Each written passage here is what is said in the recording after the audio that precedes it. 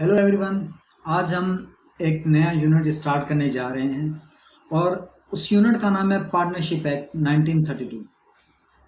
तो हम partnership act के कुछ फैक्ट्स के बारे में पहले जानेंगे, जैसा कि ये कब आया और कहाँ से लिया गया था और कब इन्फोर्स हुआ।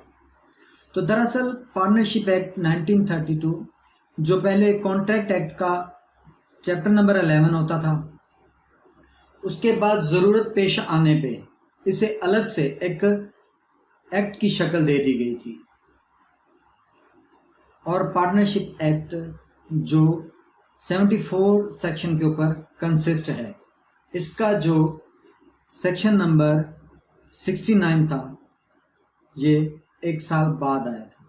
जैसा कि पार्टनरशिप एक्ट 1 अक्टूबर 1932 में इन्फोर्स हुआ था और इसका जो सेक्शन 69 था ये 1 अक्टूबर 1933 में इन्फोर्स हुआ था। उसकी वजह यह थी कि इस पार्टनरशिप एक्ट बनने से पहले, इसका ये मतलब नहीं है कि ये एक्ट 1932 में आया और उससे पहले लोग पार्टनरशिप नहीं करते थे।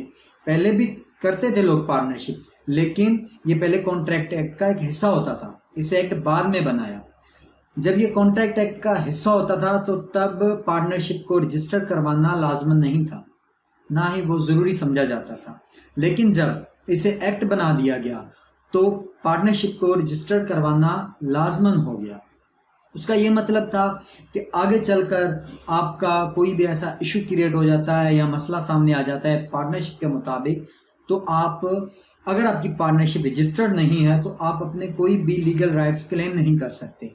इसी वजह से गवर्नमेंट ने लोगों को ये लीनियंसी दी थी 1 साल की कि वो जिन्होंने पार्टनरशिप तो की हुई है लेकिन रजिस्टर नहीं करवाई, वो 1 साल के अंदर अपनी पार्टनरशिप्स को रजिस्टर्ड करवा लें। हम पार्टनरशिप एक्ट का बैकग्राउंड तो जान ही चुके हैं। अब हम बात करते हैं वर्ड पार्टनरशिप की। पार्टनरशिप से मुराद है कि 2 लोग मिलकर एक मुआहदा करते हैं, क्योंकि एक इंसान अपने आप से कोई भी मुआहदा नहीं कर सकता, इसलिए 2 का होना लाजमी है। 2 लोग जब आपस में मिल के मुआहदा करते हैं, कॉन्ट्रैक्ट करते हैं, रिटन एग्रीमेंट करते हैं कि वो मिल के कारोबार करेंगे, पैसा लगाएंगे और उस पैसे में से जो उन्हें प्रॉफिट मिलेगा या जो उन्हें लॉस मिलेगा वो आपस में डिवाइड करेंगे।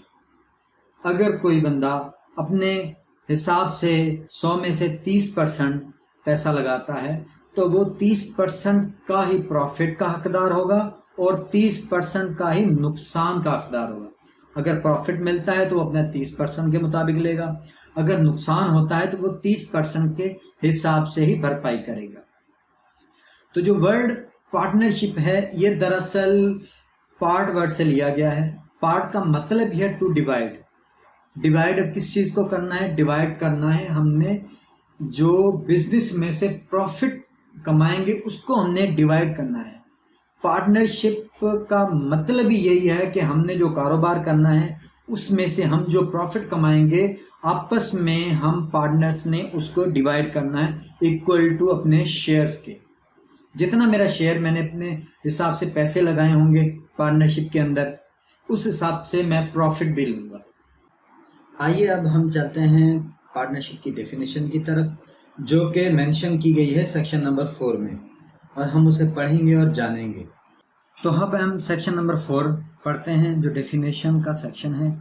Partnership is the relation between persons who have agreed to share the profit of business carried on by all or any of them acting for all.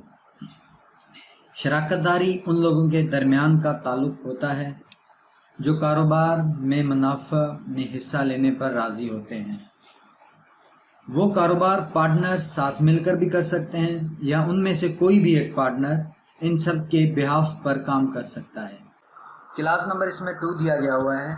वो कह रहा है कि person who have entered into partnership with one and other are called individually partners and collectively a firm। इसका मतलब है कि वो लोग जो दूसरों के साथ पार्टनरशिप में दाखिल होते हैं उनको इनफरादी तौर पर पार्टनर कहा जाता है और इज्तिमाई तौर पर फर्म कहा जाता है। इनफरादी मीन्स के अगर 3 पार्टनर हैं तो तीनों को अलग अलग से हम पार्टनर बोलेंगे। अगर हम तीनों को एक साथ बुलाएंगे तो हम उनको फर्म कहेंगे, ऐसा नहीं बोलेंगे कि ये 3 पार्टनर है, हम कहेंगे कि ये तीनों की फर्म है। और आगे कहा गया है and the name under which their business is carried on is called the firm name. और जिस नाम के तहत इनका कारोबार चलता है उसे फर्म नेम कहा जाएगा। फॉर एग्जांपल कोई लोग मिलकर आपस में पार्टनरशिप करते हैं और वो जिस कारोबार के लिए पार्टनरशिप कर रहे हैं लाजमी है कि उन्हें एक टाइटल देंगे, उसका नाम रखेंगे, उसी नाम को हम फर्म नेम का कहेंगे। और आप कोई भी फर्म नेम अपनी पसंदीदा या अपनी मर्जी से या पार्टनर्स की रजामंदी के साथ रख सकते हैं। तो आज हमने पार्टनरशिप के बारे में जाना और पार्टनरशिप एक्ट के बारे में जाना कि कब आया, कहाँ से लिया गया था और कब इन्फोर्स हुआ। उम्मीद है कि मेरी बात आपको समझ आ चुकी होगी। तो इंशाल्लाह फिर मिलेंगे एक नए टॉपिक के साथ।